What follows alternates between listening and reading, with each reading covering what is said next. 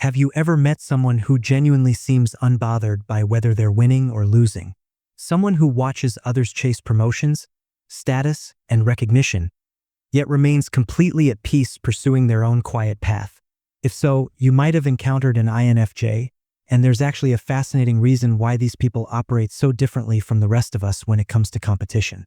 It's not that INFJs can't compete. They're often intelligent, driven, and perfectly capable of excelling in almost any arena they choose. But here's the thing, most of them just don't want to. And it's not because they're lazy or afraid of failure. The real story is far more interesting, and understanding it tells us something profound about how different personalities view success, relationships, and what actually matters in life. The values conflict. Why competition feels wrong. Here's where the rubber meets the road. For an INFJ, competition creates what we might call a values conflict. On a deep level, competition assumes that your success somehow diminishes another person's chances. It assumes that there's a limited pie and we're all fighting over pieces. But INFJs don't naturally think this way. Their intuition constantly reminds them that everyone around them has hopes, dreams, fears, and struggles just like they do. When an INFJ considers competing with someone, they're not just thinking about winning a promotion or a prize. They're picturing the actual human being on the other side of that competition, and they're imagining how it would feel if they lost. This isn't them being weak or overly sensitive. This is their brain literally working in a different way. An INFJ can't turn off their awareness of others' inner worlds. When they contemplate crushing someone in competition, their intuition immediately shows them the consequences. They see that person's disappointment, their self-doubt, maybe the financial hardship they'll face, the way their confidence might take a hit. Now, most people can compartmentalize this. They might think, well, it's just business, or this is what we agreed to, and move forward. But INFJs struggle with that compartmentalization in a genuine way. It's not that they're judging others for competing. They understand it's how the world works. It's that the internal conflict becomes too much to ignore. Many INFJs describe feeling physically uncomfortable when they're in competitive situations. Some get actual anxiety. Others find themselves rooting for their competitor or hoping the competition gets canceled altogether. This isn't strategic or calculated. It's their authentic reaction to a situation that fundamentally misaligns with their values. The internal motivation difference. One of the biggest misunderstandings about INFJs is that people assume they lack ambition. That's actually backwards. INFJs are incredibly ambitious, they just measure ambition differently than most people. For many people, ambition means climbing a ladder, beating others to the top, accumulating status and resources. The victory matters because other people will see it and recognize them as superior. There's an external validation component that drives a lot of competitive behavior. INFJ's ambition works from the inside out. They want to become the best version of themselves, not to prove anything to anyone else. They're motivated by the desire to understand themselves more deeply, to develop their abilities, and to use those abilities in service of something larger than themselves. This is why you'll often find INFJs pursuing work that feels meaningful to them. Counseling, writing, activism, mentoring, spiritual exploration, creative endeavors. They'd rather be good at something that feels purposeful than excellent at something that leaves them empty. And they'll work incredibly hard at their chosen path. But that effort is internal and intrinsic. The moment competition enters the picture, the motivation shifts from, how can I become my best self and contribute to something meaningful? To, how can I beat this other person? That feels like a step backward to an INFJ. It feels like shrinking their vision of what they're capable of. An INFJ might spend years developing mastery in their field, pouring countless hours into getting better, thinking deeply about how to improve, and yet feel almost indifferent about being recognized as the best. What matters to them is that they're doing meaningful work and doing it well. The competitive ranking is almost irrelevant to their sense of fulfillment. The guilt and discomfort of winning. Here's something people rarely talk about. Many INFJs actually feel guilty when they win. Not always, but it's surprisingly common. When an INFJ succeeds at something competitive, they often immediately shift their focus to the person who didn't win. They become hyper-aware of that person's disappointment. They might even find themselves minimizing their own achievement or offering comfort to the loser. Some INFJs report going out of their way to make the other person feel better about losing. This isn't false modesty or insecurity, though outsiders sometimes interpret it that way. It's genuine concern for the other person's well-being. The INFJ's empathy doesn't turn off just because they happen to win. In fact, it often intensifies because now they're aware they've contributed to someone else's disappointment. Some INFJs describe this as feeling like they can't win without losing something more important, which is the integrity of their relationships and their own sense of being a good person. If winning means hurting someone else's feelings, the victory feels hollow. This is why many INFJs naturally choose to compete in ways that don't involve directly defeating another person. They might compete against their own previous performance, or against abstract standards, or work in collaborative environments where everyone is working toward a shared goal. But head-to-head competition where someone has to lose, that's the configuration most likely to make an INFJ uncomfortable. The deeper purpose orientation. INFJs tend to be driven by a sense of purpose or calling. They often feel like they're supposed to be here doing something specific, something that contributes to the world in a meaningful way. This internal compass is incredibly powerful for them. When you have that kind of deeper purpose orientation, the usual markers of success, status, money, being the best in your field, start to seem less important. Don't get me wrong, INFJs aren't indifferent to practical concerns. They need to support themselves and their families. But beyond that baseline, the competitive game of accumulating more status or resources doesn't pull them forward. An INFJ might think, I could spend energy trying to outcompete my colleagues for a corner office and a higher title, or I could spend that same energy actually helping the people I care about or working on the project I believe in. When you frame it that way, the choice becomes obvious. The competitive path actually seems like a distraction from what matters. This purpose orientation also means that INFJs often feel like they're collaborators with other people towards some larger goal, rather than opponents. Even in traditionally competitive fields, an INFJ is more likely to be thinking, how can we all bring our best selves to this problem? Rather than, how can I make sure I'm the one who gets credit? The gift of not needing to win. There's actually something really liberating about not needing to compete. And INFJs, whether they realize it or not, often experience this as a gift. Because they're not trying to beat anyone else, they can take risks. They can try things without worrying about how it looks if they fail. They can experiment, iterate, and learn without the fear that one failure will damage their competitive ranking or status. This often leads to genuine creativity and innovation. Without the pressure of competition, INFJs can follow their curiosity into interesting places. They can develop their own unique approach to things because they're not trying to fit into an established competitive framework. There's also less stress. Competition creates stress because there's always the possibility of losing.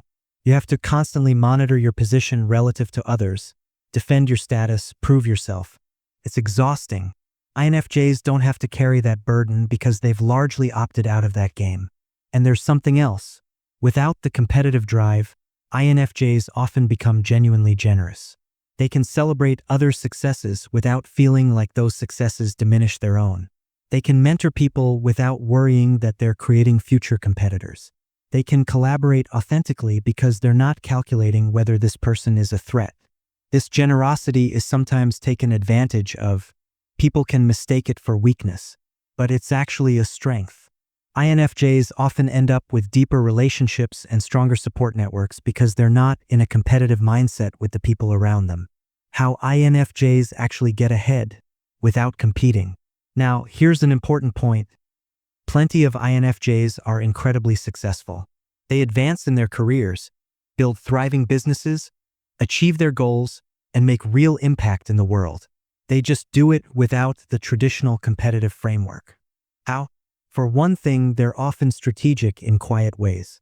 Their intuition helps them see what needs to happen, and they work methodically toward those goals. They're not flashy about it, and they're not trying to beat anyone, but they're definitely moving forward with intention. They also tend to build genuine relationships and networks. Because they're not in a competitive mindset, people feel safe around them. People want to help them. This creates opportunities that don't come from outcompeting anyone. They come from actual collaboration and mutual support. INFJs are also often excellent at playing to their strengths. They know themselves pretty well and they know what they're good at. Rather than spreading themselves thin trying to compete across multiple dimensions, they often go deep in areas where they have genuine talent and passion. That focus creates excellence. And here's the thing, excellence speaks for itself. You don't need to be in a competition to be recognized as excellent. If you're genuinely good at something meaningful, people notice. Opportunities come. You advance. But it happens through a different mechanism than competitive victory.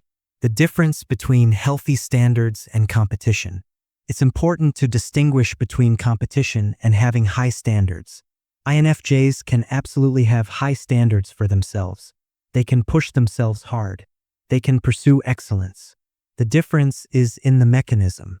When an INFJ pursues excellence because they want to be their best, because the work matters to them, because they're trying to create something good that's healthy and motivating. When they're pursuing it because they're trying to beat someone else or prove they're superior, that's when it becomes uncomfortable. This distinction matters because it means INFJs aren't passive or unmotivated. They're pursuing growth and development with genuine intensity. They're just not doing it through a competitive lens.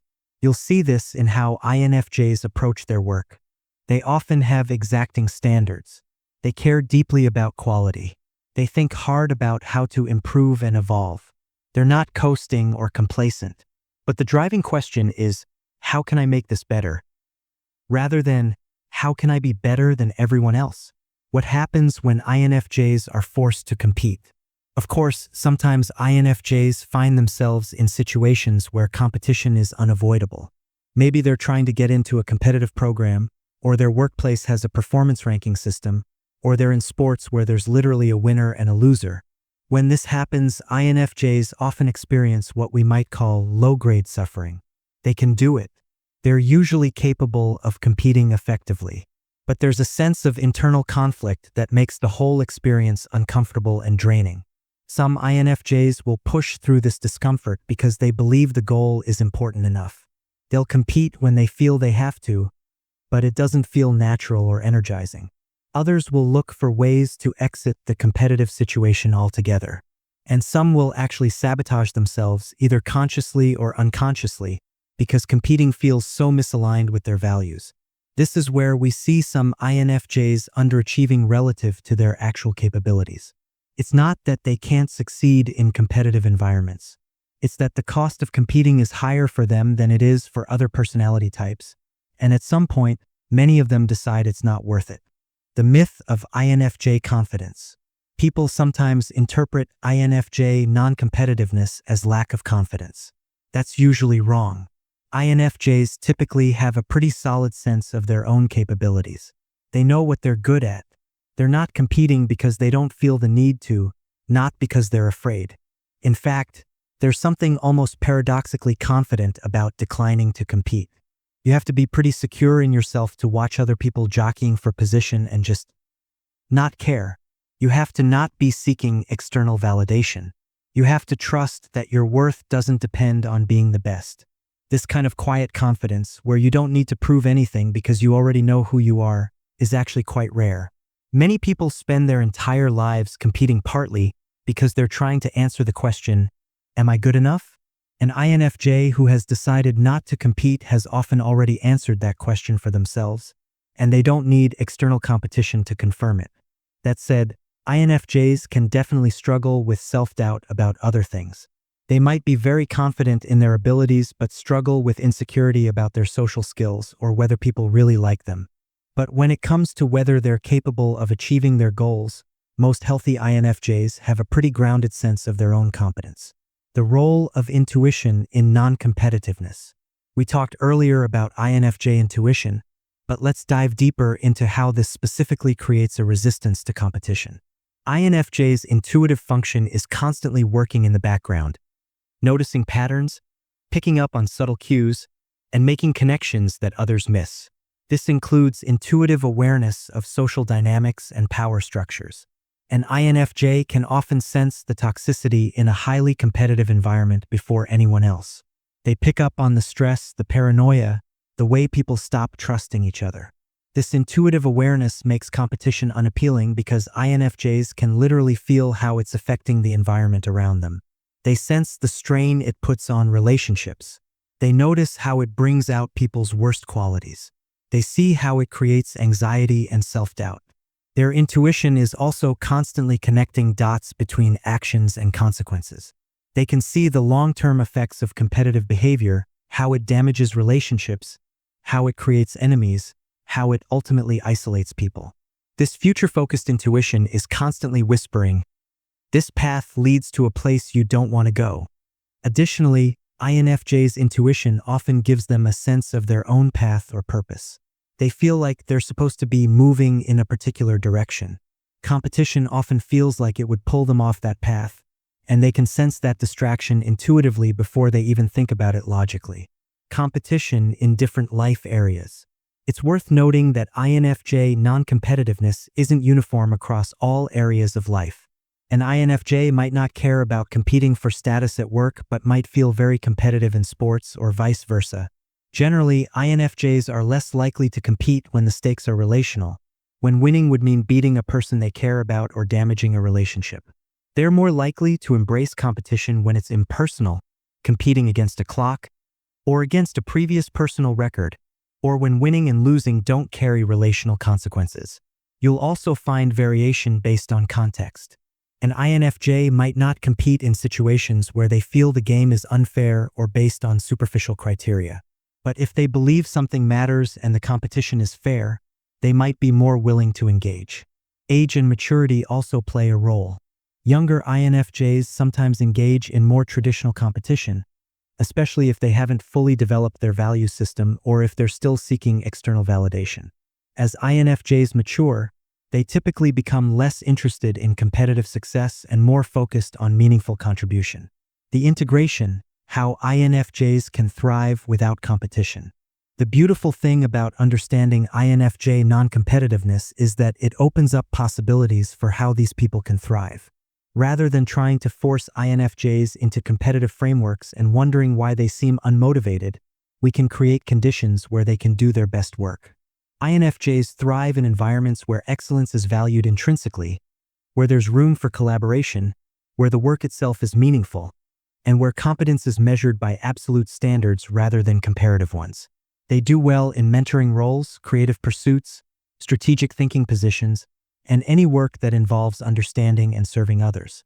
When INFJs are in alignment with their values, when they're pursuing something meaningful, and when they're not forced into artificial competition, they often accomplish remarkable things. Their focus, their integrity, their deep thinking, and their commitment to what matters create real value. The key is removing the competitive pressure, not removing the push to excellence. INFJs need challenges. They need to be pushed to grow. They need opportunities to develop their abilities. But they need these things to come through meaningful work and clear standards, not through competitive ranking. What other personality types can learn?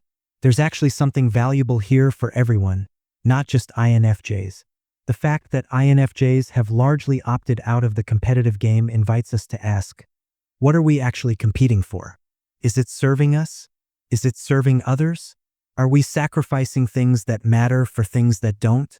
Non-INFJ types might look at how INFJs maintain friendships, pursue meaningful work, and seem generally at peace with their place in the world, and ask themselves whether the competitive drive is really giving them what they want. This doesn't mean everyone should stop competing. Competition can be healthy, motivating, and fun in the right context. But for many people who aren't naturally wired that way, the fact that it's possible to opt out and still achieve meaningful things might be interesting to consider. INFJs are showing us an alternative path, and that path deserves respect. The shadow side, when non-competitiveness becomes a liability. We should acknowledge that INFJ non-competitiveness isn't all positive. In some situations, it can actually become a problem. If an INFJ is competing against someone who is actively trying to undermine them, not competing back might mean they get steamrolled. If they're in an organization where competition determines resources and advancement, opting out can mean they get fewer resources and opportunities. If they're in a zero-sum situation where someone has to lose, Their refusal to compete might mean they do. Some INFJs struggle with resentment later, feeling like they didn't advocate for themselves when they should have.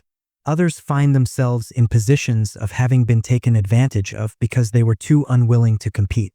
This is why healthy INFJs usually develop some capacity to compete when they need to. They don't eliminate it entirely. They just don't make it their default. They can access competitiveness when the stakes are genuinely important, when they believe the competition is fair, and when opting out would mean sacrificing something they truly care about. The growth journey for many INFJs involves finding the balance between their natural inclination toward non-competitiveness and the practical reality that sometimes you do need to stand up for yourself and what matters to you. Reframing success, the INFJ way. At its core, INFJ non-competitiveness comes from a fundamentally different definition of success. For most of the world, success means winning, being the best, having more than others, being recognized as superior. For INFJs, success is much more likely to mean living in alignment with their values, doing work that feels meaningful, developing their abilities, and making a positive difference in the lives of people they care about. It's internal and intrinsic rather than external and comparative. This redefinition isn't a consolation prize. It's actually more sustainable. External victories are temporary. Someone will eventually beat you, outdo you, take your title. But internal alignment, knowing you're living according to your values and doing meaningful work, that stays with you regardless of external circumstances. An INFJ who has succeeded according to their own definition might be less wealthy or famous than a competitive person. But they're also less likely to wake up one day feeling empty, wondering what it was all for. They're building their lives on something more solid than victories and rankings. Conclusion: understanding the gift of INFJ non-competitiveness. So here we are, having explored why INFJs don't compete with anyone.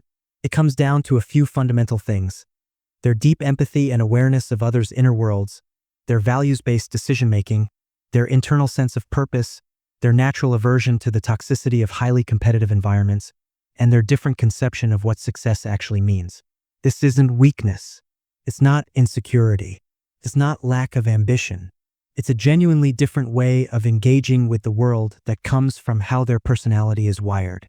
INFJs are pursuing excellence, building meaningful lives, and making real contributions to the world. They're just doing it without the constant need to prove they're better than everyone else. And honestly, in a world that's increasingly competitive and increasingly stressed about rankings and status, maybe that's something worth paying attention to. The next time you encounter someone who seems unbothered by competition, who's pursuing quiet excellence without trying to beat anyone else, who seems genuinely happy to see others succeed, you might be looking at an INFJ. And what they're showing us, whether they realize it or not, is that there's another way. A way that's harder in some respects, easier in others, but fundamentally more aligned with what actually creates a meaningful life. That's the gift of INFJ non-competitiveness. Not that they can't compete. It's that they've figured out they don't have to, and they've found something better to do with their time and energy.